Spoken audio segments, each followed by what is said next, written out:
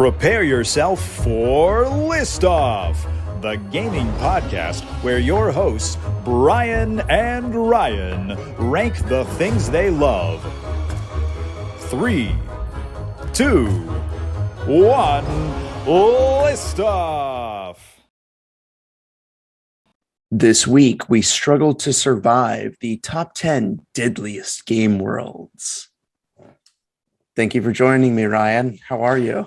Good. How you doing, Brian? I'm always happy great. to join you, man. Always happy to join you. Thank you, listeners, for joining us. That's Absolutely, especially. Yeah, we don't say often, I noticed, but we really do appreciate everybody who tunes in, man. It's awesome. We wouldn't do it without you. Listeners and now watchers, because we have YouTube video too. That's right. We're getting those up. Our plan is to air episodes of the podcast on Mondays like normal, and then probably a week after, so the Monday following we'll do the video version of it as well. So you get to see our handsome visage. Right. No more picking my nose. I know. Yeah. Bummer. Good thing we stopped that in the first 20 episodes, but we really knocked it out quick. Yeah. So did you play any games this week, Ryan? I did play quite a few different ones. I got into Undertale. If you remember, that was on my games that we haven't played list. Yeah. And I started it, and I'm a few hours in. It's cool. It's very quirky. The dialogue is a lot of fun. The graphics are intentionally 8-bit, but it's tough to swallow at times. It's like really bad. Interesting combat. I like the way they do the combat in it, or if you choose to combat. I've been complimenting things and then granting them mercy and things like that, so that it's cool what you could do there. But yeah, so far pretty cool. It's mostly just very quirky dialogue, interesting combat elements, and I'm sure it gets better. Let's put it that way. Right. Just from what people say, right? So I'm willing to give it more of a chance. And you love the music, right? That was a big thing for this. Absolutely. Yeah. It's definitely living up to my expectations there. I mean, I know what it was, but it's cool to hear it in game. Right. I've also been playing more Super Metroid. I haven't beaten that yet, but still getting through it here and there. Also, side note, What If you guys aren't watching What If, I don't know, have you seen the latest episode? I've still only seen the first one. Gosh, man. Is it good? Especially the last episode, in my opinion, super good. Can you say at least what the premise was of it? I cannot. Oh, wow. But you should watch all the episodes leading up to that one. Okay. Before you watch that one, definitely. Man, I got to get in it. Yeah, it's good. It's really, really good. Also played more Psychonauts 2. And it's still a very solid platformer. I have to say, I did get to one point. This isn't a spoiler or anything. It's just there's a point where you're in someone's mind and you're participating in a cooking show, and you have to gather ingredients and prepare them. And, it's kind of like a 3D Overcooked, right? Where you chop this and then throw it in the fryer, but you have a time limit to do it and blah, blah, blah. And, there were 3 rounds of this that got increasingly difficult, and I didn't fail any of the rounds, but it just, by the 3rd round, it was like, really, do I have to do this again?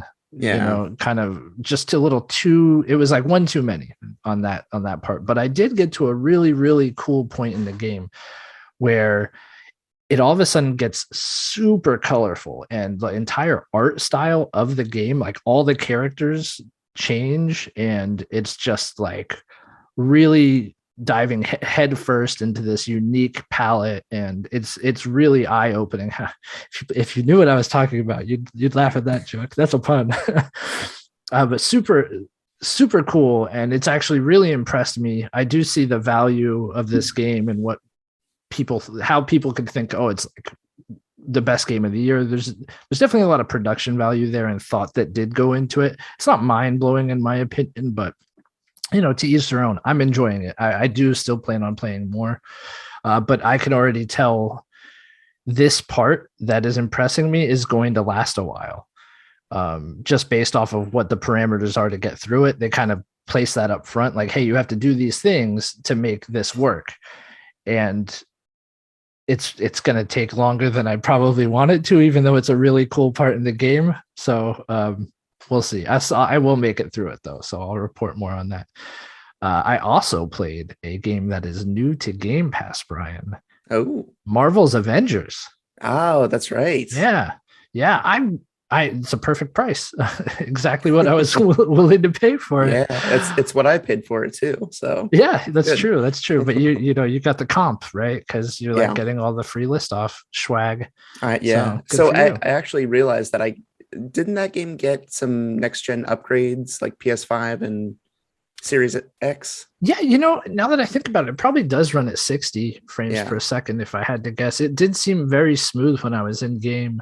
Yeah. I actually I get the combat's very, very repetitive. I'll just get that out of the way. If you can't overlook that sort of thing, then you're probably going to play it for an hour and maybe not more than that. Because that was about the point where I'm like, all right, like here's a room full of enemies I have to beat up, and I have to just hit the beat up button to do it. And it does kind of play. There are special moves and things like that, but I haven't really had to utilize anything different yet.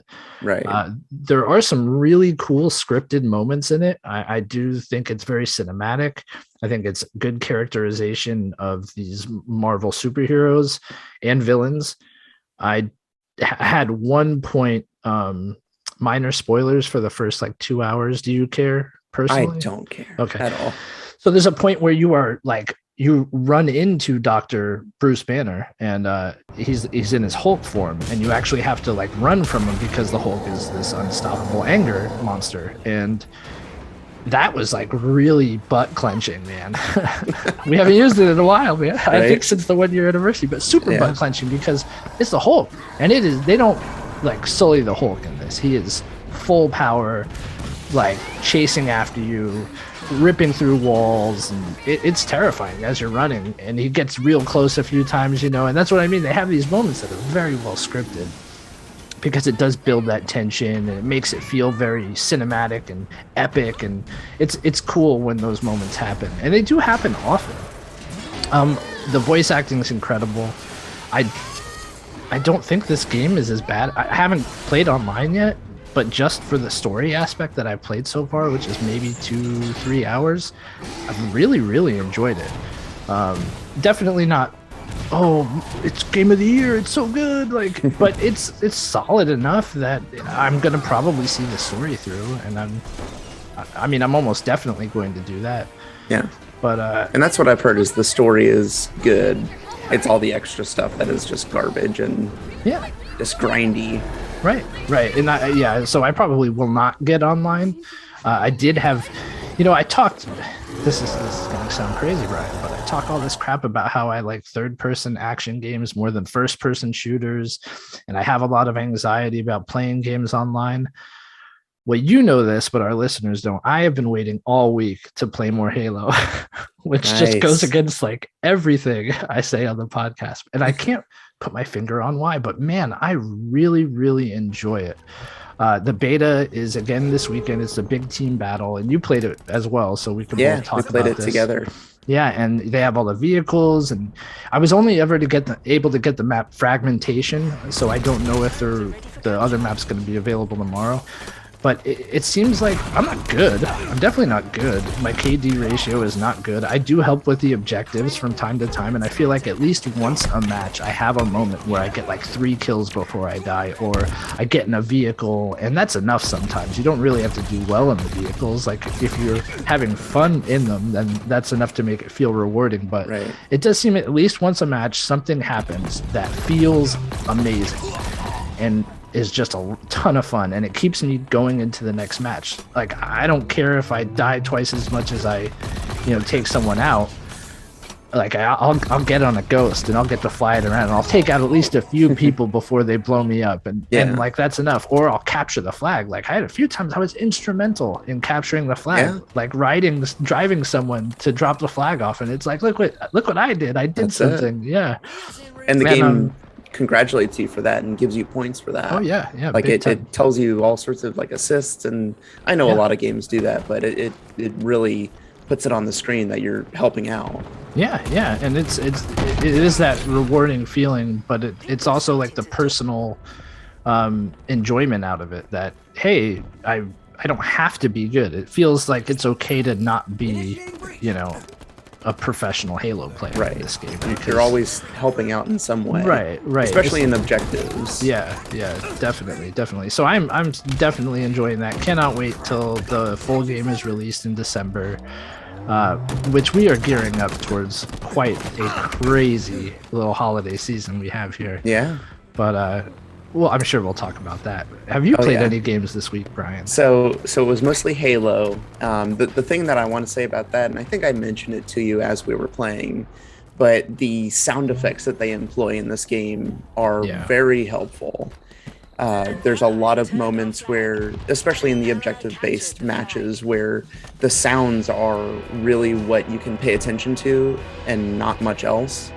You can focus on, firing and moving about and just listen for these very specific cues to know like the progress of the match. So like in that domination, I forget what they call it, where you're holding the 3 points. Right. You can tell when you have a point and there's an announcer that says like, hey, you're about to get control of everything and total finally control. Total control. Sorry. No, that's it. But it's really helpful because that'll definitely allows you to just focus on the action and not worry about looking at the screen and looking at a bar or numbers or anything like that. That was really helpful playing.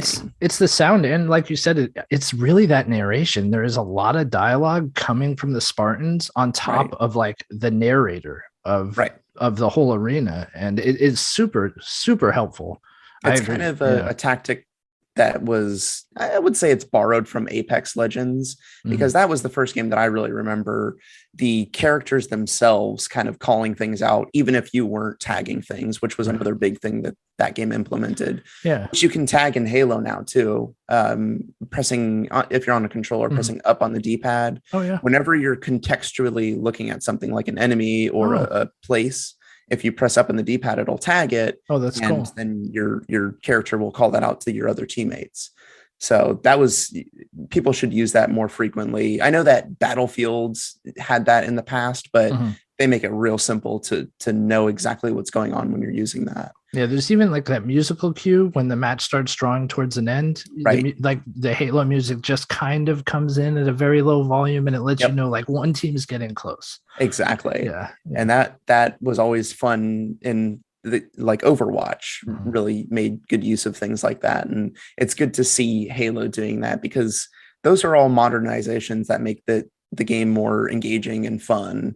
And I think it's in the right direction. And I really, after these couple of technical previews, I definitely am a lot stronger on the game, and I'm feeling like they have something and they're gonna bring Halo back in the way that everyone is hoping and expecting. Yeah, it seems like a lot of people do like it. I do want to mention, I think it's only fair to mention, we did hit some snags. This is a stress test, and we were booted from a few games, unable to get in a few games to the point where we had to close out and go back in and then join. It wasn't happening so much when I was solo queuing, but when we were teamed up and trying to do it, we did run into, it was pretty significant for a while there. Yeah. I also ran into some audio bugs when I was playing a couple days ago, where it almost sounded like everything but my character was underwater. So it was really muffled. Yeah. I couldn't understand anything. Yeah.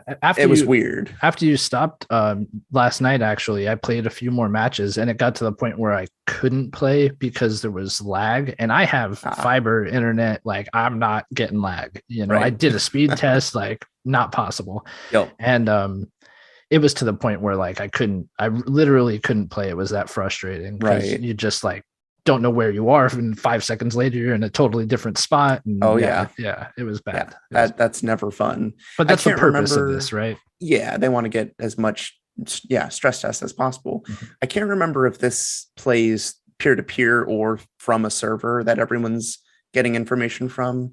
I feel like it was a server because there was enough language in there that was kind of telling us about that, and that would make sense, especially for big team battle. But get your net code working right and we'll all have fun. Yeah, definitely. Yeah. But other than that, the only other thing I did finally get a chance to swing into was Miles Morales. And sweet. Yeah. So that game, just from the get-go, it feels and looks beautiful. So I'm playing on a HD TV, so just 1080p. So I cranked up the performance RT so I could get 60 frames and ray tracing and all that, because I'm not going to get anything out of resolution.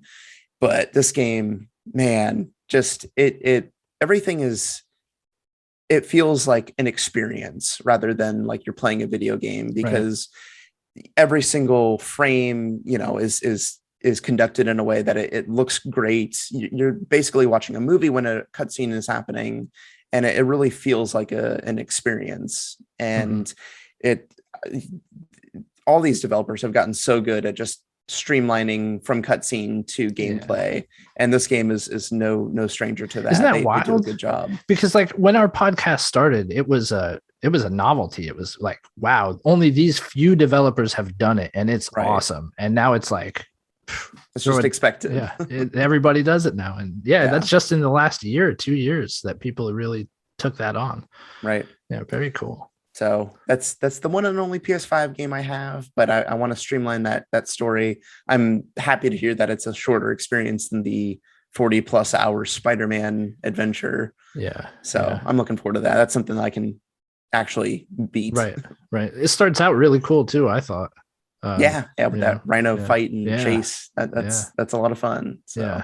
I can't wait to hear more about it. I'm eager to play it. Cool. All right. Well, as we said at the beginning, we've got the top 10 deadliest game worlds for our spooktacular October, whatever you want to call it. We have no branding on that. No, just spooky stuff, right? That's right. We need to get new bumpers of like, you just provided a great sound clip for. Oh, there you go. That'll be our bumper. We'll remix that. Yeah. All right. Should we get into the list then? Definitely. All right. Let's do this.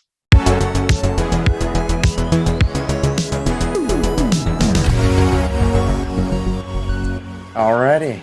Well, to start this list off, my honorable mention, I had to put this on the list because we talk about it too much and I don't want to talk about it anymore. Okay.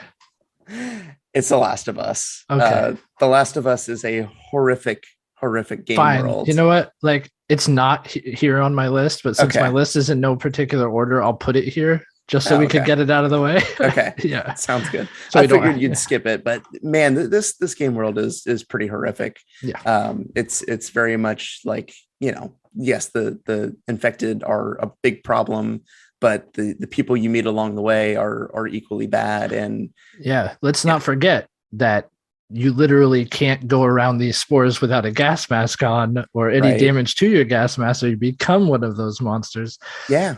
So we do talk about this game a lot, but I feel like we're talking about it. Even if other games come up, we're definitely talking about a different aspect of the game than we typically do. So with my list, I didn't want to include all of one particular type of game. So this is my zombie game for this list. I count these as zombies. Days Gone was a close one, actually. I just because it's basically the same world, right? Yeah. You know, except we can all agree on that. Yeah. But yeah, no, this would be, we wouldn't make it. Let's put it that way. If you put me in this world, like, I would stay well within the guarded parameters and like would not be smuggling anything in or out. Like, wouldn't be making much noise. I just go I want to live in that stadium, man. That seemed like the good life. Right? That's where it's at. Yeah. What were they? They were not the WLF. Yeah, they were, right? No. God. Oh my gosh. You played it more recently than I know. did. I just played through it a second time, and I'm like, who are they? I feel like it was the wolf people, right? Yeah. But I can't remember for sure. I don't know. NWO.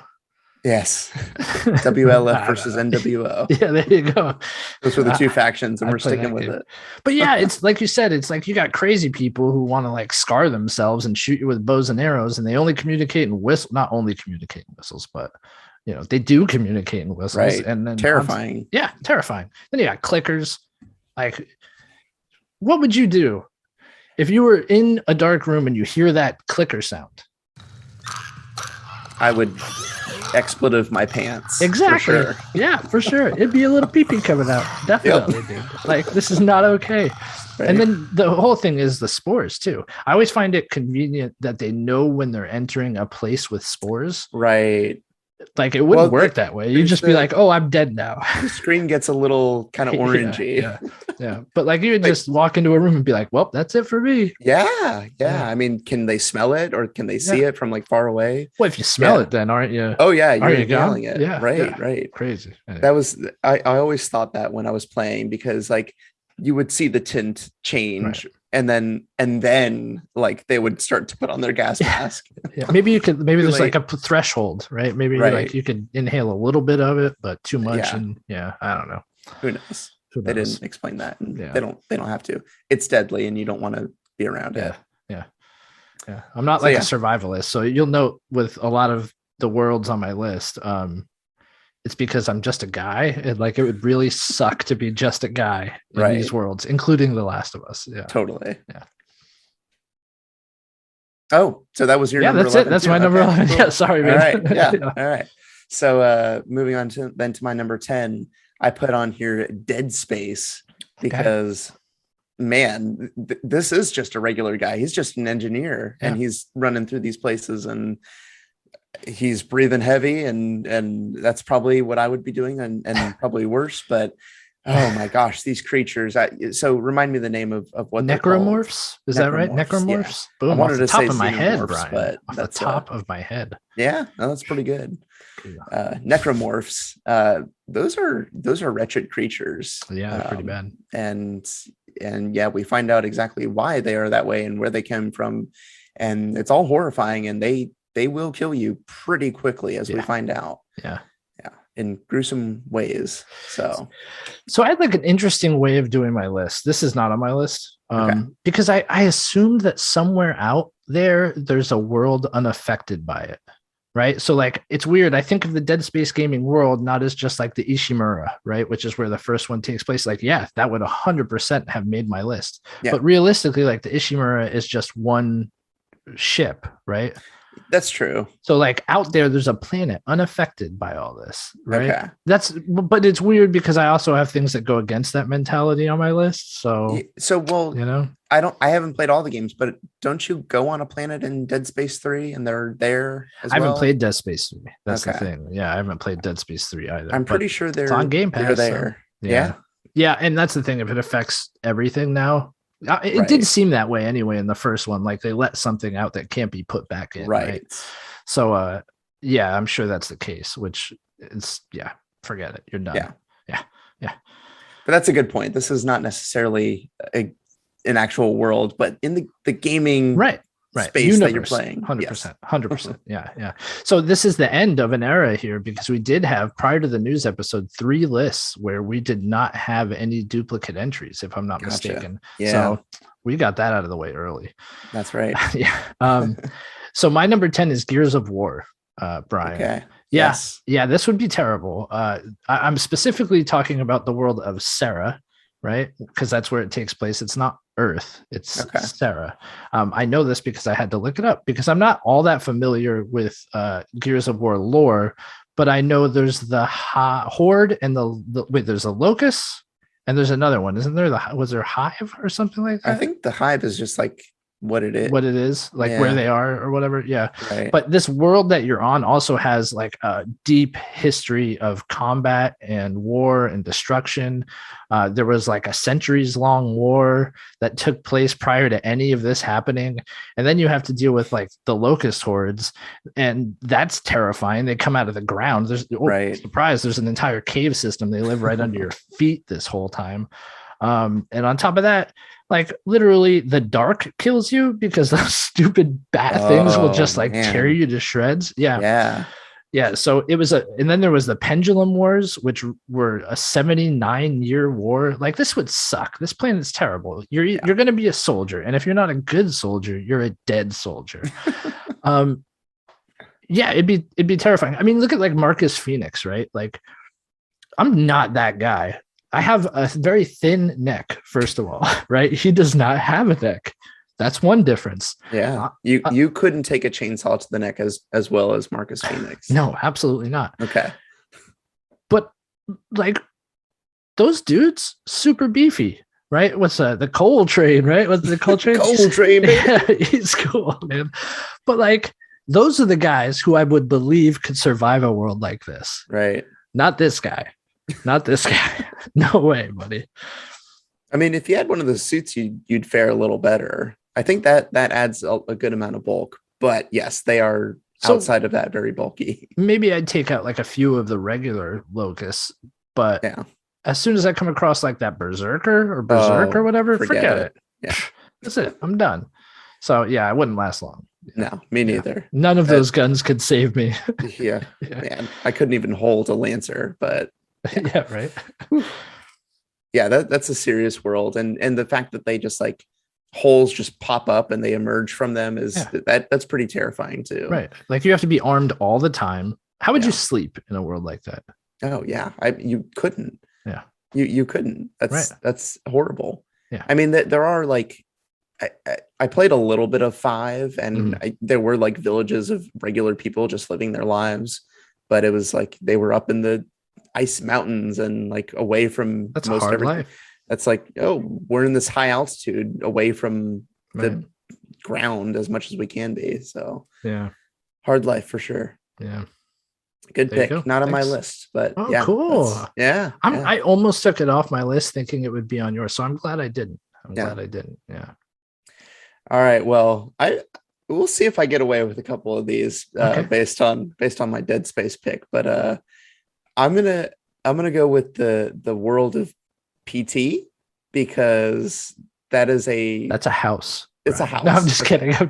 No, like I'm just saying when I was making my list, that was my interpretation. Sure. It, right? Yeah. But I can see that. It is what it is. Like you can do your list however you want. Yeah. So I kind of just said, what is the setting and is it deadly? Like, am I going to get killed real easily? Yeah. And I think in the house that is PT, I wouldn't last at all. I would walk around 3 times and then encounter that wretched creature, and then that would be the end. I wouldn't survive at all. Right? Yeah. And apparently like always behind you, right?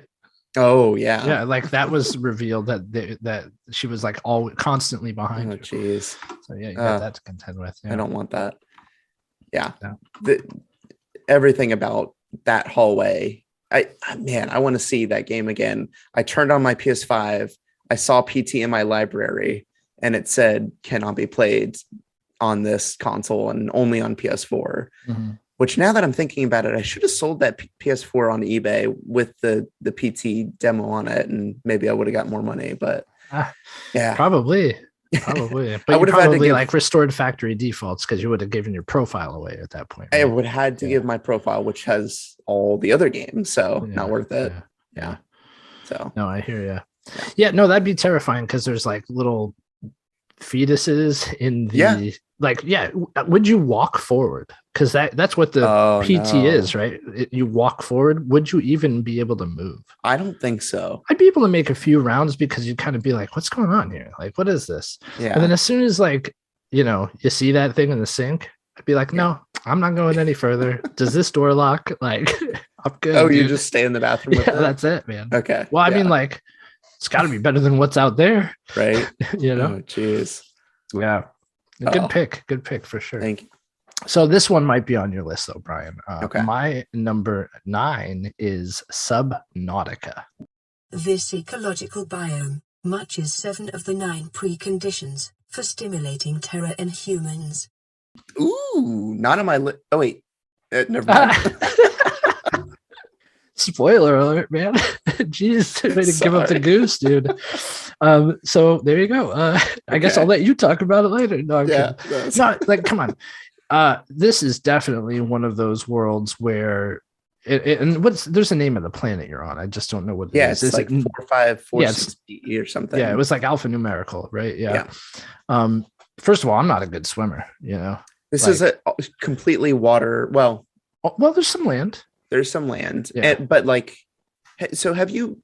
I don't think this is really like a super spoiler, but basically, the place that you're in is inside of a volcano. Did you ever get to that point in the game? Yeah. Yeah. Oh, okay. Yeah. So like the sides of it are just like sheer drops into just even deeper water, right? That you can't explore, right? You just be gone. Yeah, exactly. Crushed from the pressure. Because the pressure, and there are other things out there yeah. that are horrifying and will kill you. Yeah, there's some really bad stuff in there. There's some really cool stuff on this planet too, though, Yeah. like the big tree and river and all that, you know. Mhm. But no, I just think that I wouldn't want to go anywhere. Like, think about your size as a human, and one of the first like very weak minor things you run into that is aggressive towards you is those little like shark-like creatures who tear up rubble and debris. Stalkers. Yeah. That's the size of a shark on the planet Earth. I would go no further. Like, I'm good, dude. I'm good. You see a Leviathan? What?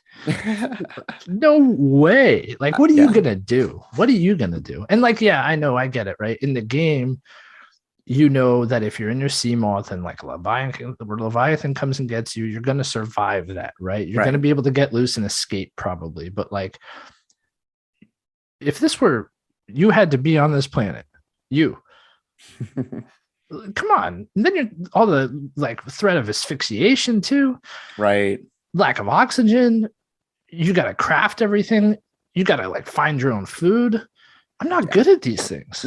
I'm not terrible, but like, even a survivalist would have a hard time surviving on this planet.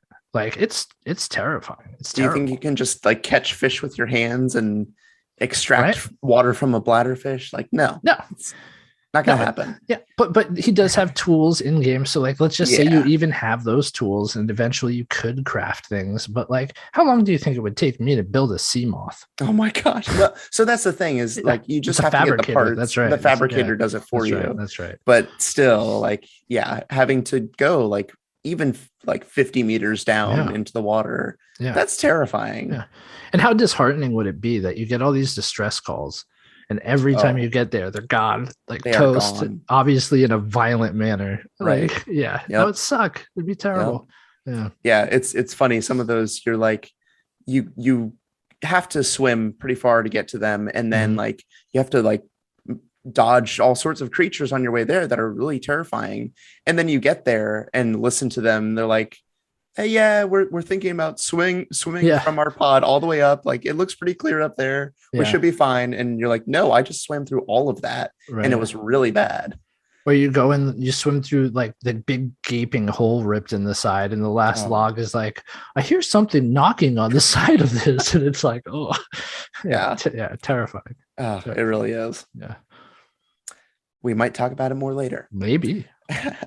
Who knows? All right. Well, moving on then to my number 8. This one you'll like. I'm pairing this one because I played a little bit, but it's in the same style as another game that I really like. So I'm putting here Little Nightmares. Oh, wow. Okay. / Limbo. Okay. Yeah. Because I get the same vibe from these games, and I have a lot more time in Limbo.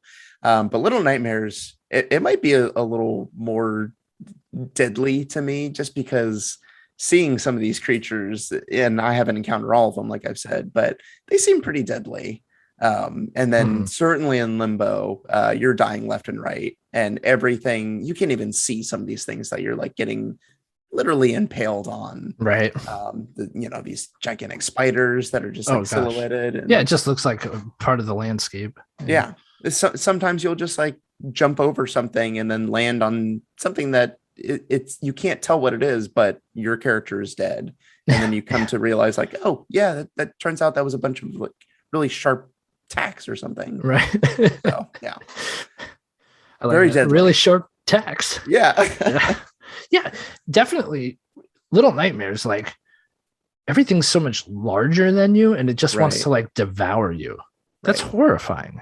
Like, and it's all mute, like weird, oddly subhuman looking, and they just pursue you endlessly, and they all have weird abilities, like stretching their arms out or like super hearing, and it's like, just very frightening to think of a giant that looks horrifying, consistently stalking you, trying to eat you. Right.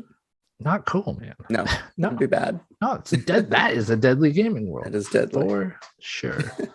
For sure. I'm actually really surprised Little Nightmares made a list of yours. Yeah, right. Pretty cool. Pretty cool. One day I'll finish it. Yeah. Yeah. Well, it's funny, off topic, kind of, not really. We were talking about, what was the game? Psychonauts 2. And you were like, oh, I'm not really into that Tim Burton-esque. And I'm like, Jesus, I have recommended Little Nightmares to this guy how many times, and he bought it. And now he's like, I'm not really into that whole Tim Burton-esque thing. And I'm like, oh, I blew it. I mean, that's Little Nightmares for sure. For sure. Well, I think saying it's Tim Burton-esque is almost a disservice. It's definitely its own thing, but it is like similar enough, right? Yeah. Yeah. Yeah. It's everything from Nightmare Before Christmas. Like that's what it makes me think of. Yeah, I could see that. That's true. Yeah. Yeah. Sorry about that. Thanks for trying it though. Yes. No, I'll probably end up playing it all the way through one day. Yeah, cool. So my number 8, Brian, is Twisted Metal. Ooh, yeah. Yeah. So I don't know. Do people live in the Twisted Metal world? I mean, we're going to get an entire TV show describing this world. So. I don't know if it's going to be the same as the video game world, but right. If you go by the latest Twisted Metal game, which was in like 2012, 14, something like that, there are like gangs and the rival gangs that like just fight with vehicles. So, yeah. But I'm not going by that. I'm going by like the prior games, like Twisted Metal, Twisted Metal Black. And there's almost this whole like air that it takes place in some sort of purgatory. In Twisted Metal Black specifically, you're in an asylum. Every single driver is in an asylum, and you get like recruited into this big vehicular combat tournament by Calypso, and you have to emerge the victor. So it's like, hey, imagine being like thrown into a vehicle and all you're going to do is drive around and get shot by other crazy dudes in vehicles. And if you're a person in this world, then you're just happen to be out on the street while all these rocket launching cars are driving around you, setting the world on fire. There's like a dude who's literally fused to 2 wheels, and that's how he gets around, which sounds terrifying, right? The worst part is, say you're just a pedestrian in this world. Obviously, you understand how this could be deadly for you, with this happening on a major scale. Sure. But if you're lucky enough, I guess, to be one of the drivers, and then even luckier enough to win the tournament, you get your wish granted by Calypso, right? But it is always that monkey's paw where your wish is never what you thought it would be. And it's always ends up being so much worse than you thought it would be. And yeah, so there's no good in this. You're going to die. And if you don't die, you're going to live terribly. Right. So don't be in the Twisted Metal world. No. It's that simple. Be thankful that we're not. Be thankful that we're not. Yeah. I am very glad. Every day I count my blessings that I'm not in Twisted Metal. Yeah. And I mean, we'll see what the TV show does, right? I have a hard time. I mean, the way that they're framing it is like, Mad Max. There's going to be vehicular combat, but it's about I can't even remember. It's about a guy delivering a package. Right. Yeah. Right. Yeah. So like, I mean, Amazon does that every day. That's a regular job. That's pretty true. People have regular jobs in this presumable world. Yeah, right.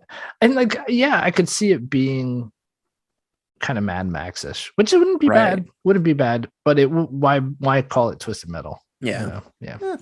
We'll see. We'll see. Yeah. Right? We can't pass judgment yet. Yeah. All right. Well, my number 7 is Super Meat Boy, because this is a deadly world if I have ever seen one. Have you played this game before? I have not. You have not played Super Meat Boy? I've not played Super Meat Boy, but I am very familiar with all the grinders and buzz saws. And that's it. Yeah. That's it. Step an inch in the wrong direction and you're mutilated by a buzz saw. And that's it. I mean, you have to navigate the world. It's a side-scrolling platformer, in case you're unaware.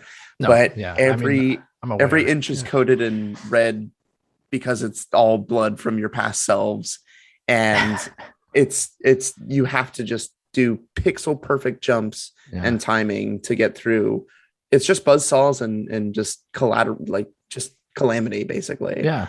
And yeah, This you doesn't will look like die. a game I wanted to try. You know, it Really? seemed simple in concept. Yeah. If I were into pixel perfect platformers, I Yeah. probably would go more the Celeste route. Yes. Have you played Celeste? I have not played Celeste. Oh, okay. I think But you'd like it. I probably would, but that's Yeah. the route I'd go over something like this. Like, I would say Celeste is the superior game. yeah, but I mean, haven't this was played- first. This has been around for True, a very long true. time. Yeah. I think just a couple of things aesthetically, gameplay. Mhm. They're Celeste just has way more points in its favor than I think Super Meat Boy does. So, is there an end? Can To you Super Meat escape Boy? the world?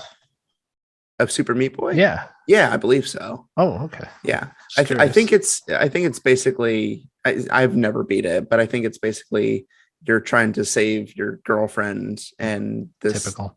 evil guy set up all these traps and you have to get through it. And then you have to beat him. That's Yeah. terrible. That'd be terrible. I would. Yeah, no, I that don't want wouldn't be that to good. be my life. No. definitely not. Definitely not. It's a good one. Again with the buzzsaws, like I'm not equipped for that. No, I know. My neck can't handle that. That's yeah. No thanks. Yeah. So moving on to my number 7, it's Fallout. Oh, Yeah. I don't even want to play Fallout. Right? That's the thing. It's so brown. It's so brown and green. I hate like, oh, I stepped a little too far over here and I'm radiated now. And Yeah. I couldn't stand it. Yeah. Yeah. So there's the radiation. You might turn into a mutant. You might get killed by a mutant. You might get killed by a mine. Like, Yeah. just everywhere. Everything is going to kill you. Yeah. There are gangs that want to kill you, looters, like factions that war against each other, and you kind of have to pick a side in it. Right? I mean, and not to mention, it's just such a drab world, man. And you'd think like, oh, when you're playing the game, it's cool to find these vaults and hear their stories and blah, blah, blah. Man, come on. The first vault I find, it's going to kill me. Like, it's just going to happen. If it wasn't abandoned, it's going to kill me, right? There's going to be some mutated thing in there, some fly that is like 10 feet wide, and there's a whole gang of them, and they're just going to take me out. And like, that's how that world works, man. It's not fun. Wasn't that a problem in Fallout 76 where people are just like getting infinite nukes and just like setting them off all the time? Because that was like the thing to build towards in that game and being multiplayer. But I think someone hacked it or did something that made it so that, we could just spam this. Just like spawn a bunch of nukes all the time. Exactly. Yeah. No, I mean, war never changes. That's right. But God, like, this game better do some changing before I play another one. But no amount of changing would have me live in it. Yeah. I mean, that's the thing. I haven't even mentioned, I'm sorry, not to interrupt you. No. I do want to hear what you say. Death claws. I know. Like, yeah. Come on. That's horrifying. We're good. Yeah. So I always felt so weak in the game too. Like maybe I just wasn't good at it, but just having to scarcely find ammo. I prefer Skyrim for, you feel powerful. It's a beautiful world. Yeah. Just everything about Fallout was, you always feel like you're half dead and like are just barely getting by. And I get that that's the tension, but it was just not what I wanted to experience for something like that. Yeah, there are times too where you like feel like you're doing well, but then you run into like one creature that is just so over leveled compared to you and takes you out. Yeah, no, it's true, man. Yeah. Yeah. What can you do? Die. Not play Fallout and die. Yeah. All right. Well, number 6, speaking of just dying over and over again, this happened to me all the time in Bloodborne. Majestic! A hunter is a hunter, even in a dream. But alas, not too fast. The nightmare swirls and churns unending. Oh, yeah. This is around every single corner. I haven't played enough of the Dark Souls games to really put that on my list. But Bloodborne, I would be paralyzed with fear walking around any street corner in that game because everything is just out to get you. And this was kind of my first foray into that style game. And they really just like, everyone is out to get you and will aggro immediately upon seeing you. I didn't know that. And, some of the first things that you encounter are people. And I was just like, oh, people to talk to or something. Like, no, just you have to kill everything. Right. Or be killed. Yeah. So. Yeah, no, Bloodborne, it would suck big time. Yeah. Yeah. Terrible. It would not be good. You're like, hey guys, could you tell me how I'm supposed to get to? Oh my god! Like they're coming at me with pitchforks. They got dogs, man. Yeah. Oh, the dogs! I did not like them. I remember there was one part in the beginning where there were a bunch of cages and the dogs were just in there, and I was like, yes, I can really just like get all my health back or something. I forget exactly what I was doing there, getting money or souls. I know exactly where you're talking about. Yeah, right. Yeah, because I did it 1,000 times, and I think I died to them sometimes just because they would get me. Yeah, there was like 2 in that area that were out of the cages, but like they'd inevitably sneak up behind you while you're like whacking the ones in the cage. Yeah, tons of fun. Gotta memorize it. You do. It's really what that game is. So, yeah, a lot of those games. That's a good one, man. Thank you. So, my number 6 is Death Stranding. Another one where you'll have to forgive me for not knowing too much about this game, right, for lack of playing it, but it's set in the United States after a cataclysmic event, right? This is coming from Wikipedia. Now it says which caused destructive creatures to begin roaming the earth, but from my understanding, it was the Death Stranding is the event where the world and gets like the lines between the world and the afterlife get blurred. And there are BTs, which are like things, there's like a beach involved. I don't know. This is terrible. I'm going to sound so terrible here. But basically, BTs are bad. They want to kill you. They're stuck between life and death. And you could also get pulled to the other side, not just stay in like our version of Earth. Not to mention, like, there's nothing out there, man. Like, I get, Sam Porter Bridges, I think his name is. He has all these tools and he goes and delivers these packages to everybody. Look at that landscape. Like, it's first of all, it's supposed to be America. Doesn't look like America's landscape, but we'll look beyond that. Hiking that landscape would really be a very difficult thing to do, let alone carrying the sheer amount of things. Not to mention, like, you'd probably die from the tedium of being like an overhyped delivery man, right? Like, and then on top of that, you got these BTs out there that are going to attack and kill you. You could get pulled into like the other realm, the afterlife. I don't know. I don't know the term, man, but you know what I'm talking about. If you played the game, you're probably like, this guy, like, probably want to punch me in the face. That's cool. It's cool. But yeah, on top of all that, there's also like people out there who want to kill you. It's not my idea of a good world. I think when we look at it from a realistic standpoint, which I do realize we're talking about video games here, you're not going to be able to make those trips without a significant amount of resources. Mm-hmm. And you're out there by yourself, like, in the vast wilderness. It's just not a good mix. Acid Rain too, or something. I probably Acid Rain. I really want to play this game, but it's $70. So it is $70.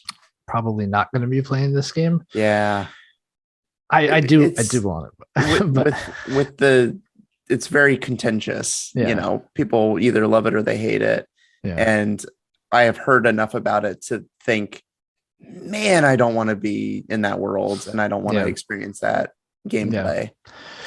And so, I'm not, Metal Gear is not my thing and it's from the same person. So probably not my. Oh my gosh, I love Metal Gear. Stop it. See, well, maybe you'll like it. Yeah. So BT stands for Beached Things. That's what BT stands for. God, I love BT Kojima. Is so much cooler. I love Kojima. He's the best. No, beach things are great because apparently just beach things. The apocalypse happened that like I said, blurred this line to like the death dimension where things go to after they're dead. Which to our According to this article here from Looper, to our eyes looks like an infinite black sand beach, right? Oh boy. Yeah. Yeah. So the beached things are the things that are like trapped on the beach but come back to kill you. I don't know. Not fun. Not fun. The point I'm trying to make, this world's going to kill you. Yeah. It's going to kill you, man. For all we know, this could happen. We don't know what happens after death. No, So, it's true. It's true. could We be- don't know. If this happens, I'm not looking forward to it. No, I mean, God, now you're going to get me like philosophically. Oh no. Like, You're not going to be able to sleep tonight. I always liked Gandalf, you know, his quote about it, about death. Remind me. Oh my God. You're gonna You're the put one me who on the said spot? it. I'll just add it and post. Oh, I remember. He said, always go to the light, Harry. What? Oh my God. Right? No. It was basically like, I'm paraphrasing here. We have the white wizard. That's got to count for something. Yeah, no, it's like, so Pippin, right, says, like, I didn't think it would end this way. Uh-huh. Right? Because like this is as Gondor's falling. Yeah, Right. So you know it. Yeah. You're sitting here putting me on the spot and you know it. I can't believe it. I can't bring it to mind, but I can. So he does. He goes, end, right? I'm not going to do Ian McKellen because like he would kill me. He would find me and kill me, like Liam Neeson. So he says, End? No, the journey doesn't end here. Death is just another path. One that we all must take. And this is when he takes out his battle mage equipment. he basically like whips out a starts smacking sword. people. Yeah, all of a sudden he's like a ninja. Yeah. Yeah. That was cool. Yeah. Thanks. What game was it that we were talking about? Death Stranding. Okay, yeah, Death Stranding. Very good. All right. All right. Well, let's go back to Subnautica real quick because that's where it lies on my list here.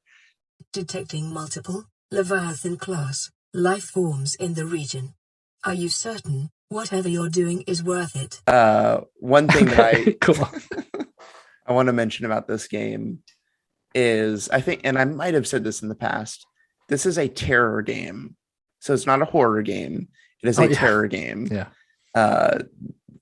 It is all psychological. You know, if you think about what's going on in the game, you're going to be fine. If you can ride along, and even if you encounter a Leviathan, it's super scary, but you're going to be fine. You're going to be able to drive away or swim away and not die. If you play on whatever, like one death mode, I'm going to start over if I die. That would be a lot of tension and added terror.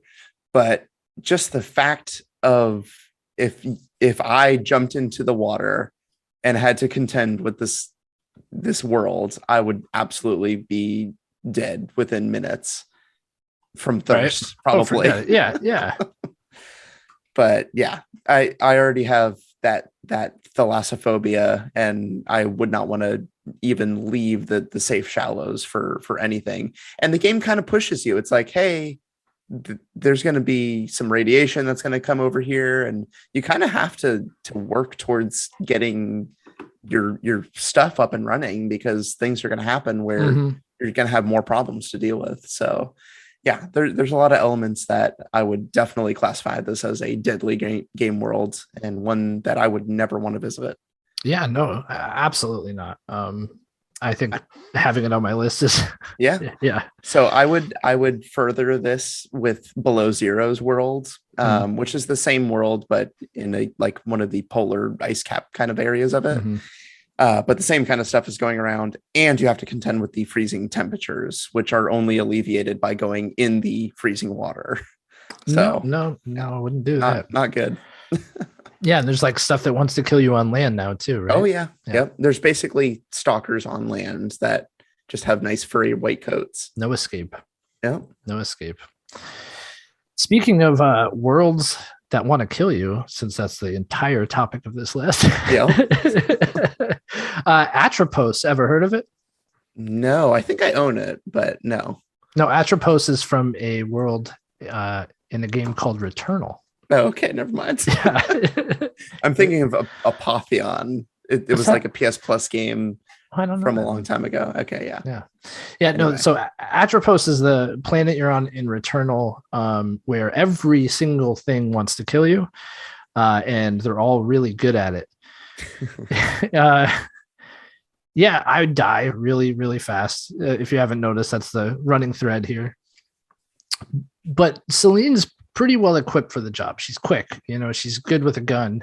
I'd probably be all right. Lots of good artillery on the planet, but you're not going to last long. And the beauty of it is, or the worst part of it is that you come back to life after you die. Now, the first time that would happen, it would be mind blowing, right? Of course, like I probably wouldn't have the best time processing it.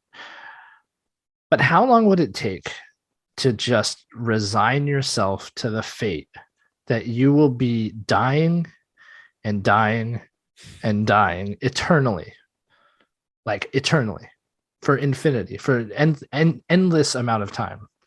And you find these other audio logs left by your past selves, right? But you don't ever remember recording them as you're playing the game. So obviously this has been happening for an extremely long period of time. And it's terrifying. Like, obviously the world's made to kill you. You're meant to die. But the idea of being brought back over and over and over again, only to experience more and more horrible ways to die. You're always pushing forward. You don't really know why. Now, yeah, go ahead. Sorry. I think this is important. Yeah. Don't spoil anything, but does your character forget between lives? No. So that's the interesting thing about. God, I feel like this is a spoiler. But it's interesting about finding the audio logs, because it's like you don't forget between lives. So yeah. Okay, it's a mystery there. It's like, have you gone through insanity and back again? Right. And now you're just like going back into the insanity side of things. It's crazy. This game too much carbon monoxide. Nuts. This game is absolutely nuts. I can't start talking about how good it is because I don't want to yet. We'll be here all night. Yeah. But God, this is a terrifying proposition and not one I would ever want to take part in. Yeah. And yeah, I mean, obviously the world will kill you. It's designed to do just that. The creatures on there are relentless. I think the hardest thing to swallow, because we think of roguelikes and roguelites as we play them, but to live it, right? Ugh, God, that'd be terrible. Only Bill Murray knows the true nature of this. True. How old do you think Bill Murray was by the end of Groundhog Day? Oh man, I mean, they were going through some of those pretty quickly. Yeah, there was like montages. Like he had to be there for human perception years. Right. Totally. That's now imagine that, but like you're not in a cool, like it's not a cool city, but you're not in like what was it? Punxsutawney or something. Punxsutawney. All those Pennsylvania towns, they're all like Pawtucket, Tawny, whatever. Yeah. Right. Yeah. Anyway. I mean, I'd rather be in Punxsutawney than Atropos. Yeah, not cool, man. Not cool. Yeah, give me that any day. Yeah. Whew. Yeah. There you go. All right, that's good. Thanks. Yeah, I figured that was going to be on there just because from what I've seen, that is a deadly world. Super, for sure. Super deadly. Well, I would say that this game is also very deadly, especially if you play online, and that is GTA. I'm just going to say GTA, let's say 5 and online, because everything you can get killed very easily, especially online if you're playing with other people, because everyone wants to kill you just to get your money and your stuff all the time. Sometimes you'll just be running around and a helicopter will just like land on you and you're gone. That's it. You didn't even know they were around, but now you're dead.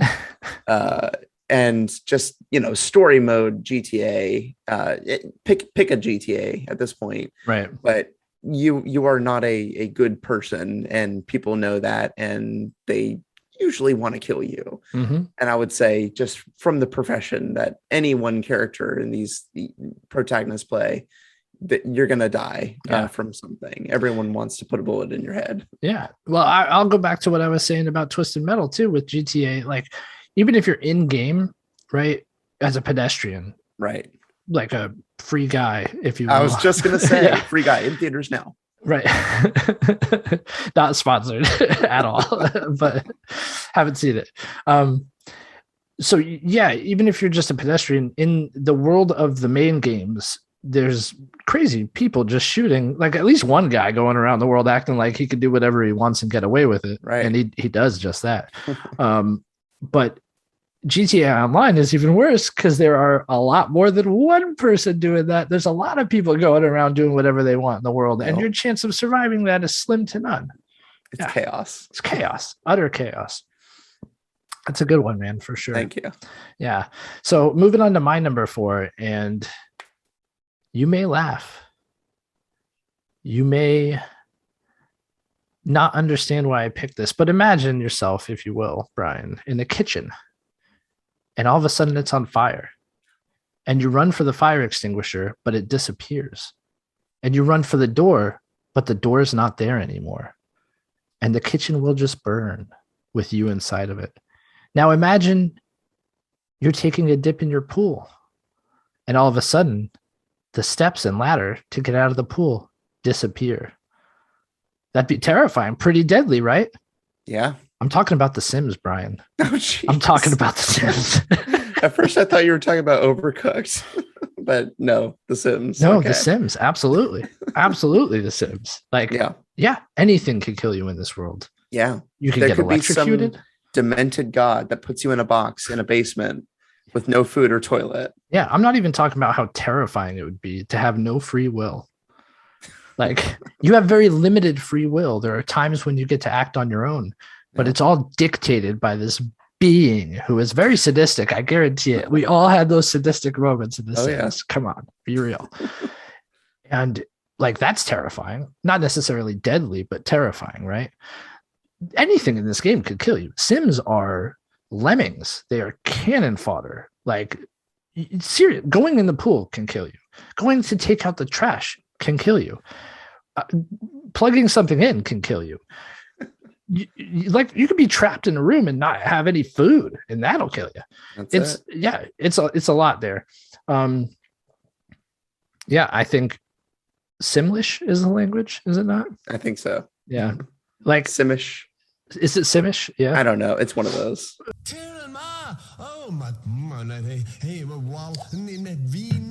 Who didn't love hearing their characters scream and smash? I mean, come on. You never did that? You never intentionally killed a That's Sim? the only thing I did in my let's say 4 hours of ever playing The Sims. So back in the day, I had a girlfriend who really liked it. And I was playing GTA 3 at all hours of the night at the time. Yeah. And she was playing The Sims. And I was like, oh, let me give it a shot. And that's all I did too, was like ruin them. And what is the lifespan of a Sim anyway? Ooh, like, it's got to be minutes, right? It's got to be like hours at tops, right? Yeah. Deadly world. So believe that. Yeah. You might not think so. You might not think it's deserving to be on this list, but I think I made my point. I think it is. I think it is. Point. That's deadly. Thank you. It's a cruel god that we play. It is. See, God, this is terrible. Speaking of God, but people have this idea that God would do nice things. I shouldn't do this on the podcast, should I? Okay, I'm gonna edit this out. We'll move on. Okay. All right. Well, so, I'm gonna go ahead and say it. Okay, go for it. Look what we did to our Sims. Like, God could exist, and he probably would be cruel if he thought like us. That's the thing. If God we thought can't, man, like we apply human logic to an almighty, right? Oh yeah, it doesn't really work that way. Yeah. Anyway, presumably they would be equipped with a much greater capacity of perception and like the Watcher from What If. Absolutely. So we are going, first of all, with Gandalf and this like religious philosophy here. Oh boy, this is all staying in too, Brian. I hope That's right. Hey, that's good. Yeah. You don't, whenever you go into a room full of flies, you don't swat them down. You pay no attention to them because you have bigger things. Well, yeah, maybe you do. I don't know. Yeah. I don't have anything against flies. I just think of them like I do Sims. Exactly. Yeah. That's it. Yeah. All right. Well, let's go on to my number 3 because it's I mean, it's a more depressing world, but it sounds like you're doing some pretty crazy stuff to your Sims. So that makes it sound so bad. well, yeah.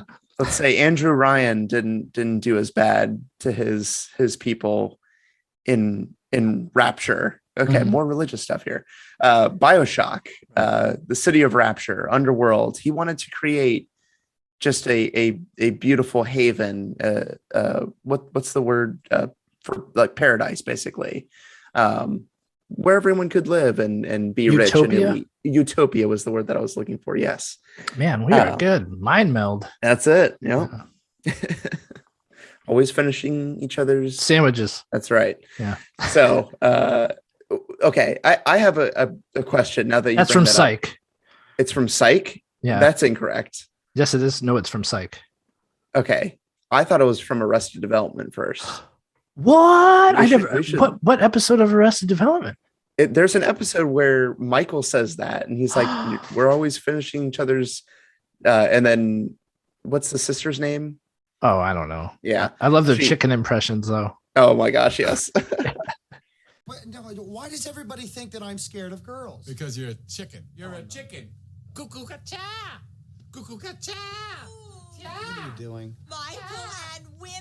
A that's what I was just telling him. Look, I haven't found the right girl. When I do, I will ask her out. Has anyone in this family ever even seen a chicken? She says sandwiches, and then she's like eating a sandwich at the same time or something. So you have to look it up. I know it from Psych. It's also in Frozen, and that was going to be my question. When I heard it in Frozen, right? Like, I think my wife was like, "Oh, that's so funny," and I was like, "That wasn't Psych, dude. Like they ripped that joke off." And apparently, Psych may have.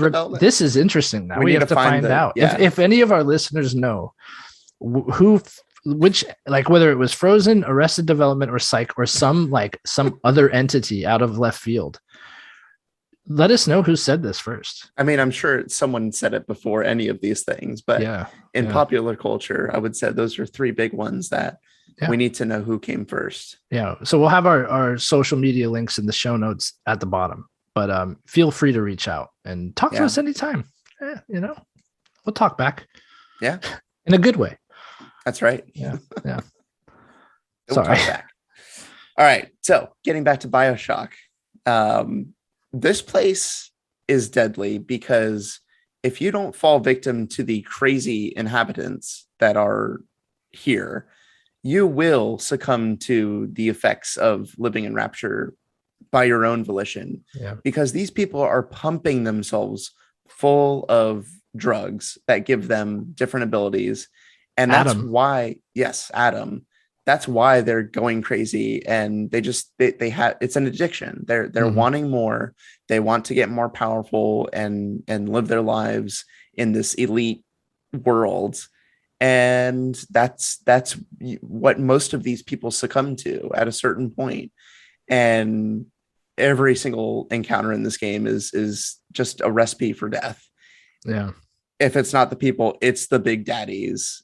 And the big daddies, oh my gosh, the first encounter with one of them, you are terrified, even from the trailer. I don't know if you remember watching that trailer, but remember the trailer. Oh my gosh, like it was sickening, and it made me want to play it more than anything. Right. It's very true. Very true.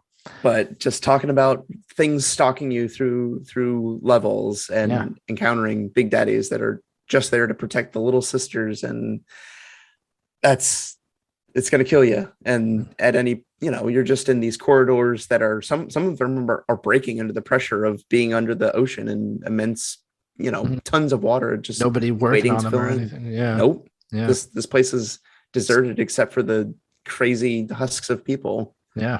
Yeah. That's a good way to put it. Yeah, no thanks. Nope. Not what I would call rapture. No. Take me to Colombia. That I would rather live there. It's not much better, but it's still, yeah. People are on the beach and, getting cotton candy and stuff. Yeah, I mean, I guess. Not exactly like a time in America I'd want to like revel in. No, yeah. Not at so all. just Not saying. Anyway, moving on. My number 3 is GTA Online. So there you go. Oh, nice. Yeah, Very we good. talked about it. So right back at you, buddy. All right. Hope you're prepared. Number 2, Resident Evil 7. Okay. This world. Okay. Yeah. So this is Swampy. specific. Yes. It's specific because of this house. This house, there are so many things that are out to kill you. Yes, I mean, all the other games have zombies that are just like crawling everywhere, but this introduces this family. But and you can probably tell me the family name because I'm horrible at that. The Bakers. Yeah. The Bakers are horrifying people, and you can't kill them, but they can kill you over and over again. And I know we've gone over just exactly what's going on in that game. Yeah. And it turns out these people are just they're going to kill you until you can get through this. Yeah. So I said earlier, my zombie game was The Last of Us, right? Right. It's to me, it couldn't be Resident Evil. Okay. Because if you talk about the world, like you're good, if you live somewhere else, like the overall fine. world. Yeah. Well, but these things are cropping up everywhere. It's rampant in the US. Sure. It's in Africa. It's in Europe. I mean, especially if it was like Resident Evil 6, then that's like global catastrophe. Okay. Right? Yeah. So, but I mean, if the overall world is pretty scary. Yeah, absolutely. But like compared to The Last of Us, like Yeah. I mean, The Last of Us takes it, and it's what happens all the way, like 20 years later. 20 years later. Yeah. 20 years later. Yeah.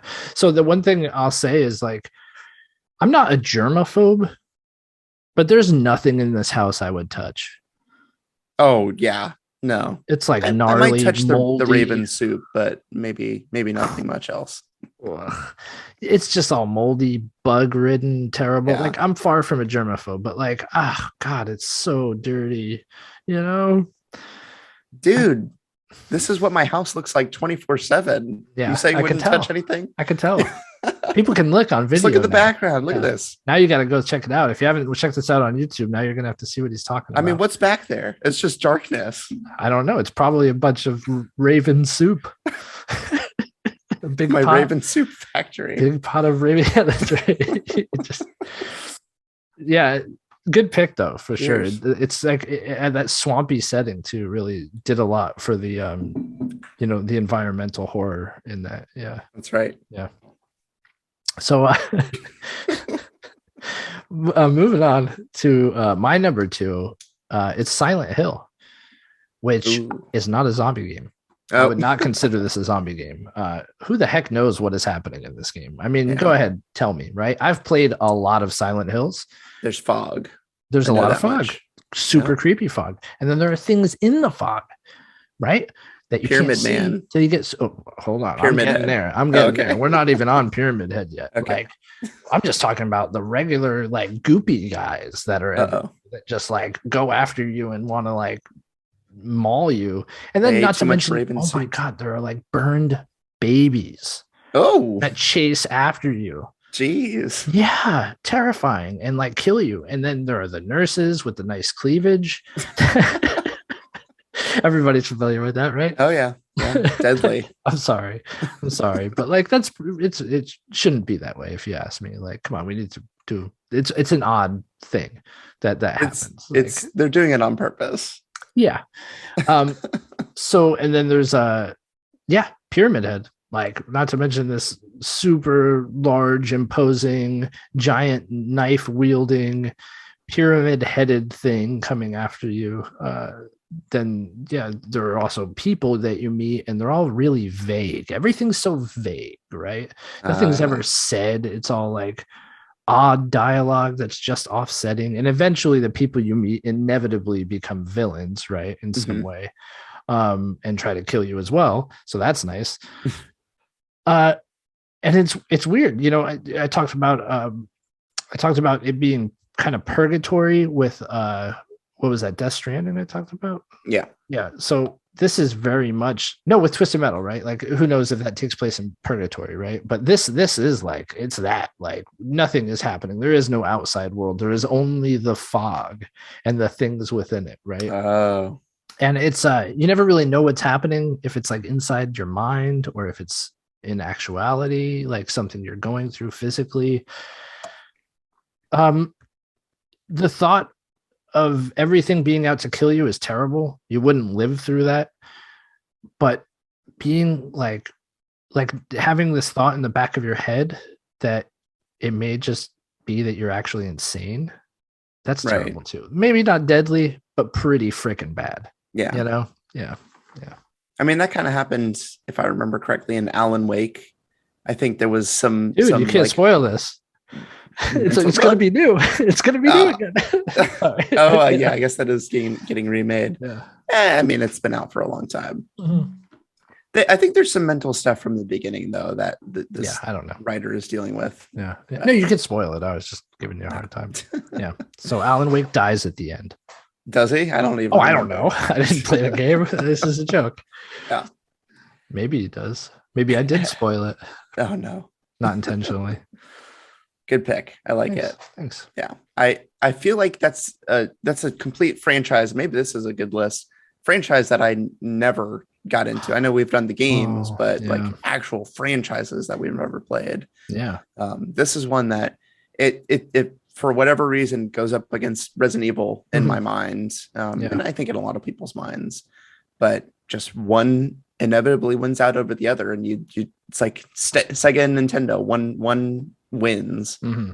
And I think you chose the right franchise. They're both good for different reasons. But I think Resident Evil has had a little more consistency with its. God, that is a difficult thing to say, but like even the bad Resident Evil games are better than the bad Silent Hill games. I say. Yeah. Well, we both had Silent Hill games on our list, so that's cool. All right. Well, should we get into these number ones then? Sure. Okay, let's do it.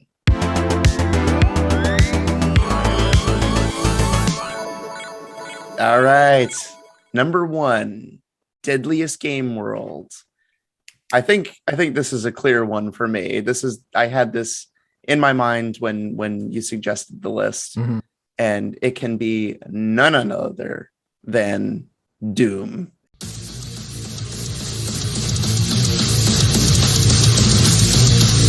And Doom Eternal. Good pick, yeah. This is hell on earth. It is the most wretched creatures imaginable, all of which want to kill you and will kill you within seconds. And you are fighting with just scraps every second, and then ammo and health and everything. And then it's all taken away.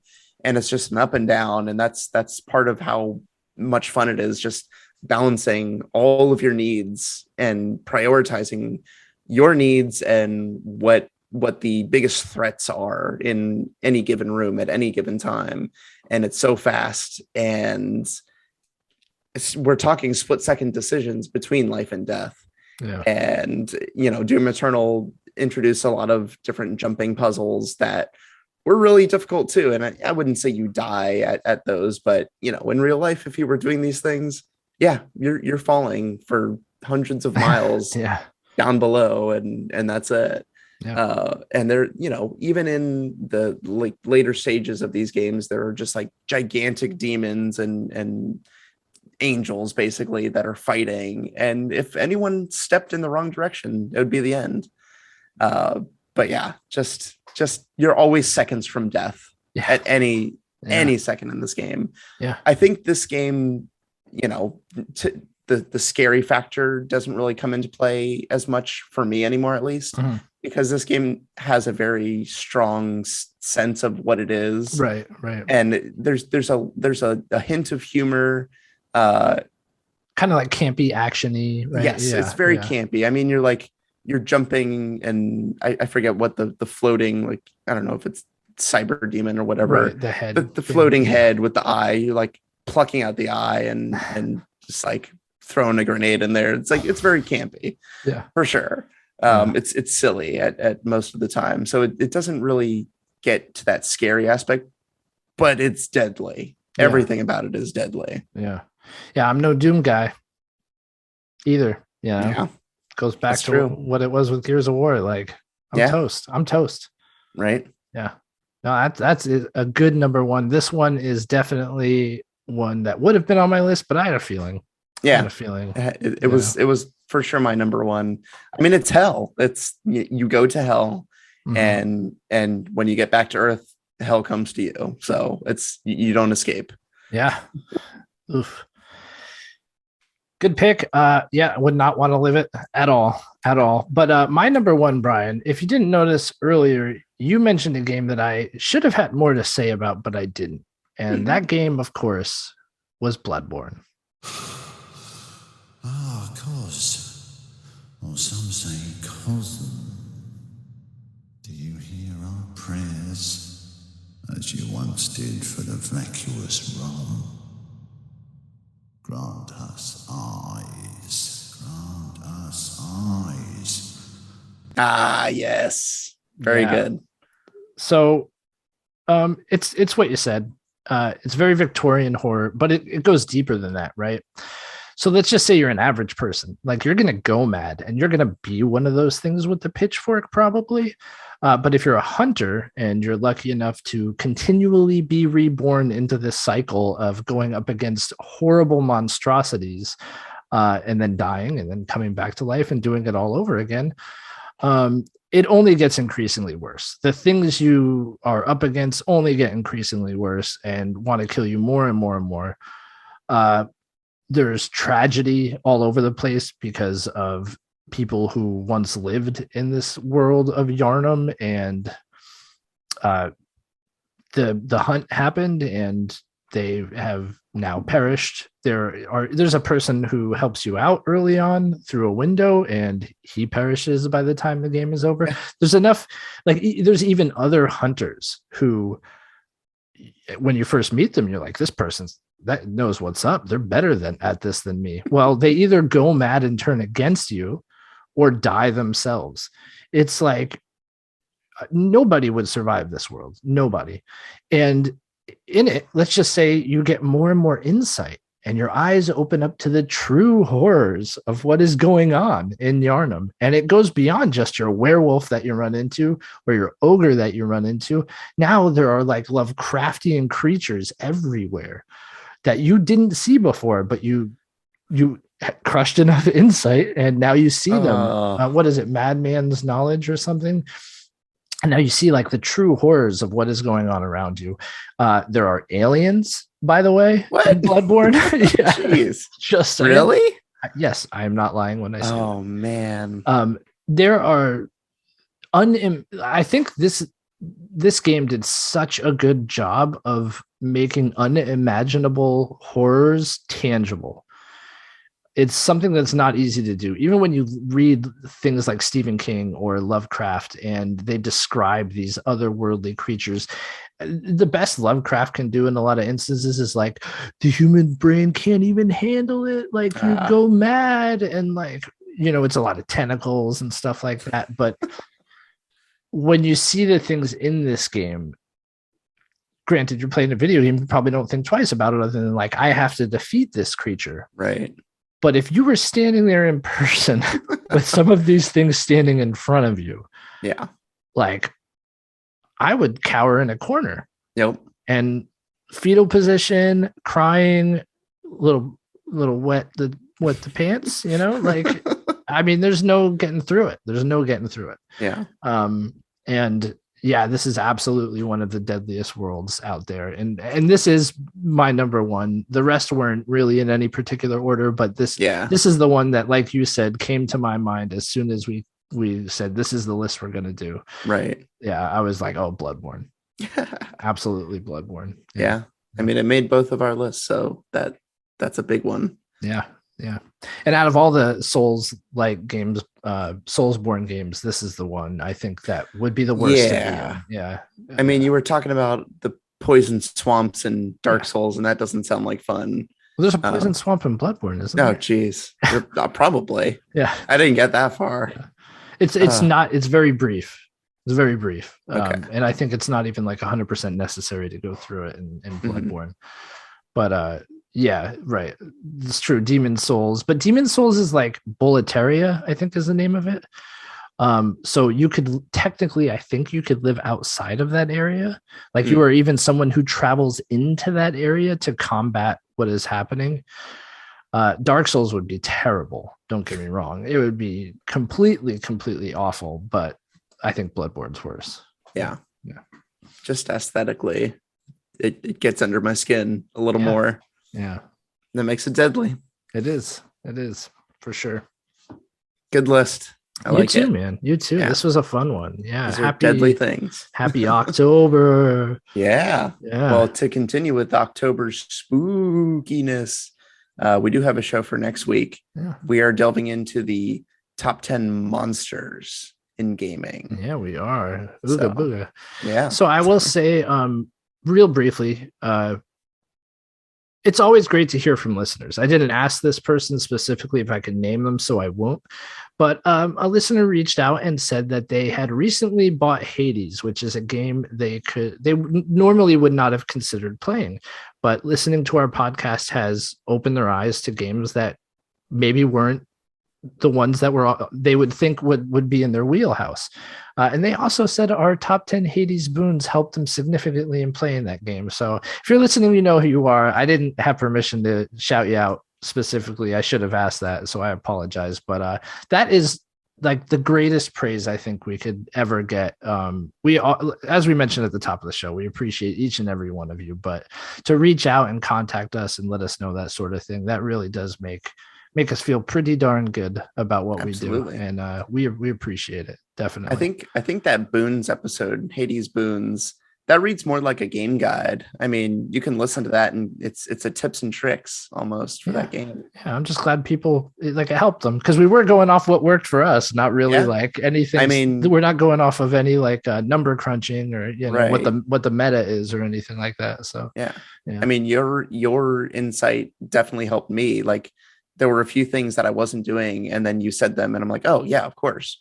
And then that's when I just like powered through and beat it 10 times in a row. Yeah. So yeah, pretty cool, man. Pretty cool. But love it. Yeah. As always, guys, thanks for listening. We'll see you next week. Hope you have a great one. Bye. Goodbye.